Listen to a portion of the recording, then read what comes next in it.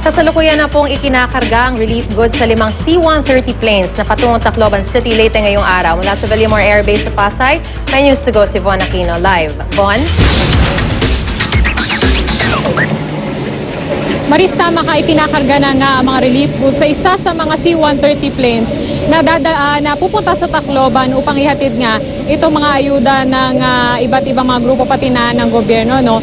At bukod sa mga relief goods na yan, ay magpapadala din ng gobyerno ng nasa 400 Army personnel upang pangalagaan ng seguridad sa mga lugar na tinamaan ng bagyong Yolanda. Madaling araw pa lamang isinaayos na mga sako-sako at kahong-kahong relief goods na dadalhin sa Tacloban City ngayong araw.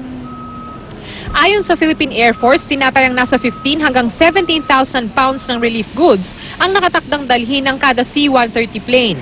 Naglalaman ang mga ito ng food packs, health packs at hygiene packs. Food supplies and relief goods, and their generators and telecommunication equipment to set up additional telecommunication equipment to set up in the area. Ayon pa sa PAF, dadalhin ang mga ito sa Tacloban, Rojas at Ormoc at mula doon, ang DSWD na ang mga ngasiwa sa pamamahagi ng mga relief packs. O ibababa po natin yan sa let's say Tacloban.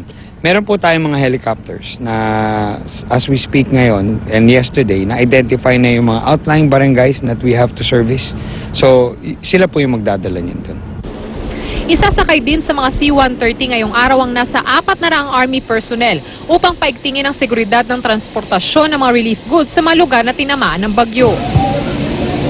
Maris, 5 C-130 planes nga ang gagamitin dito sa Villamor Air Base upang hihatid itong mga relief goods, mga medical volunteers na naka-standby dito at pati na rin yung mga Army personnel na nakatakdang pumunta nga doon sa mga lugar na talagang tinamaan ng bagyo. Kabilang na dyan yung 2 C-130 plane ng Philippine Air Force, 2 C-130 ng Amerika at isang C-130 mula sa Singapore. At nakikita nyo nga sa aking likuran ang Operation Tulong Express na pinangungunahan ng Philippine Air Force kung saan binibigyan nila ng pagkain o ng mga pack lunch itong ating mga kababayan na nagmula pa doon sa iba't ibang lugar na tinamaan nga ng bagyo no, na pupunta lamang dito sa Maynila upang either magpagamot o i-meet o tagpuin yung kanila mga pamilya na narito. Kinausap nga natin sila kanina at sabi nila, ang iba sa kanila may mga kapamilya dito, no, pero hindi pa nila talaga nakokontak. At sa ngayon nga,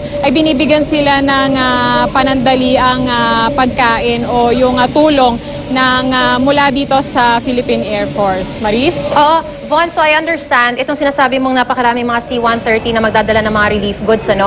So, sunod-sunod na yan na babiyahe papunta sa Tacloban at lahat sila ay maaari bang makapagsakay anong mga kababayan natin dun sa Tacloban na nais nang makaalis dun sa lalawigan dahil nga talagang napakahaba na raw ng pila doon ng mga nais makaalis at makabiyahe. Von?